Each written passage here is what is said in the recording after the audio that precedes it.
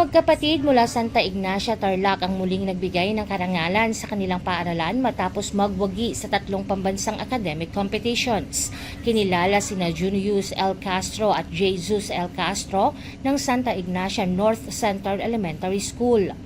Kapwa sila nagpakitang gila sa science, English at mathematics. Dahil dito umani sila ng mga gintong parangal sa magkakaibang torneo. Bukod pa rito, kinilala rin ang kanilang pambihirang kakayahan sa kanilang baitang. Isinagawa ang 3 pambansang kompetisyon sa ilalim ng League of Innovative National Knowledge Seekers o LINKS. Layunin ng organisasyon na kilalanin ng kahusayan ng mga mag-aaral sa iba't ibang akademikong larangan. Sa National Science Tournament Hertz Round 2026, nakamit ni Junius ang Gold Award sa Grade 5 category. Samantala, si Jesus ay nagkamit ng Gold Award sa Grade 3 category.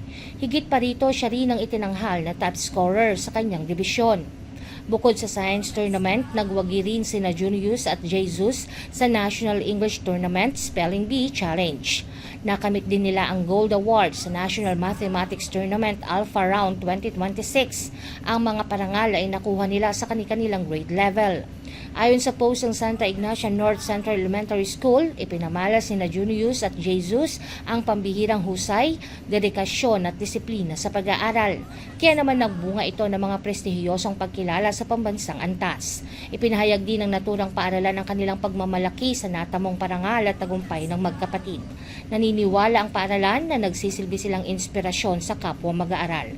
Hinihikayat din nila ang iba na patuloy na magsikap at mangarap ng mataas. Jovelyn Astrero para sa Balitang Unang Sigaw.